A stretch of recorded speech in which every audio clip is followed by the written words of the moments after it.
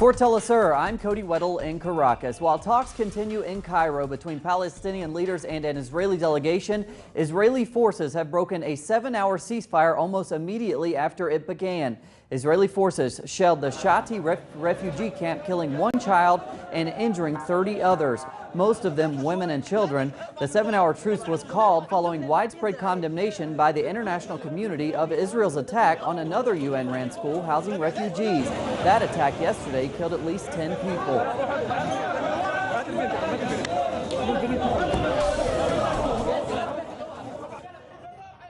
Located in Rafah in southern Gaza, that school served as a refuge for thousands of Palestinians. 4 of the 10 killed in the attack were children. Hospitals and morgues in Gaza continue to be overwhelmed by the more than 1,800 killed in the 27-day-long Israeli assault.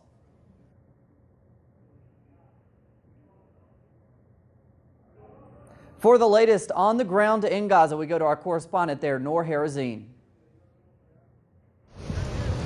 Shortly after Israel announced a humanitarian truce, humanitarian ceasefire in Gaza, and the people of Gaza felt safe to go out in the streets, an Israeli attack happened on al-Bakri home and Shati camp and beach refugee camp, one of the most densely populated camps, refugee camps in the Gaza Strip. At least 1 child was killed and more than 30 injuries were reported. Meanwhile, Palestinian rescue teams and Palestinian paramedics are now working very hard in districts like Khuza'a, Shija'iyya, Beit Hanun to try to evacuate the bodies of people who got killed in previous attacks. Until now, the people on the ground are waiting for good news, a good statement from the PLO and from the Palestinian delegation that are right now in Cairo. Although the majority of Latin American countries have criticized Israel's assault on Gaza, a small number have remained silent, some of them located in Central America. We go now to our Central American correspondent, Gerardo Torres, for the Honduran perspective on the ongoing Israeli assault. A month after the beginning of the merciless attacks of Israel's army against the unarmed people of Palestine, many countries like Honduras kept in silence following the actions of the United States. Meanwhile, protests increase all around the world, focused especially on the United Nations for allowing this kind of humanitarian crisis. With the creation of the Jewish state in 1947 and the dissolution of Palestine, separating it in two, the international community committed itself to the creation of the Jewish state and the state of Palestine. However, we have been in this struggle for 67 years, and we are here to support Gaza and the Palestine people in general. Israel has the support of the United States, and nobody can say anything to them or to Israel.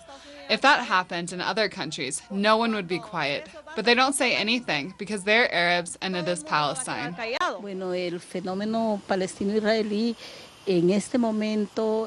The phenomenon of Palestine and Israel has conflicting narratives, and the Western countries, under the leadership of the United States, are accepting the invasion that Israel is committing against the people of Palestine.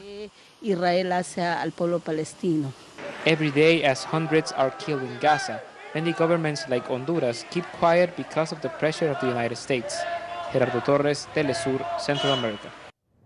Leaders from non-aligned countries met in Iran today to demand action against the Israeli aggression. Representatives from over 30 countries met in Tehran, calling on the UN Security Council to act to stop Israel's offensive on Gaza.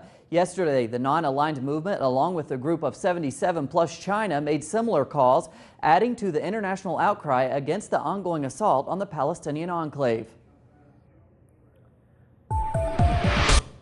According to the German newspaper Der Spiegel, Israel spied on the private phone conversations of U.S. Secretary of State John Kerry during Middle East peace talks last year. Kerry was apparently targeted so that Israel could influence U.S. positions on the liberation of Palestinian prisoners as well as the construction of 700 new settlements. Neither the U.S. nor the Israeli government has commented on the report. Military activities. Argentina will make a request to The Hague for an investigation into a U.S. court ruling favoring vulture fund creditors. Government Cabinet Chief Jorge Capitanich confirms that the South American country plans to make the appeal to the International Criminal Court. Argentina will also be appealing to the U.S. Securities and Exchange Commission to investigate possible financial fraud, abuse of information, and conflict of interest in the case. On Friday, Argentina requested that Special Mediator Daniel Pollack be removed from the case. The request was denied by U.S. Judge Thomas Griesa.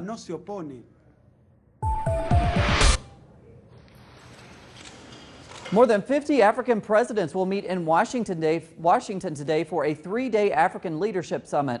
The summit is an apparent attempt by the U.S. to curb Chinese influence on the continent, but critics say U.S. actions are too late. The heads of state from Sudan and Zimbabwe were not invited, while representatives from Liberia and Sierra Leone opted to stay at home to deal with the Ebola crisis in their countries.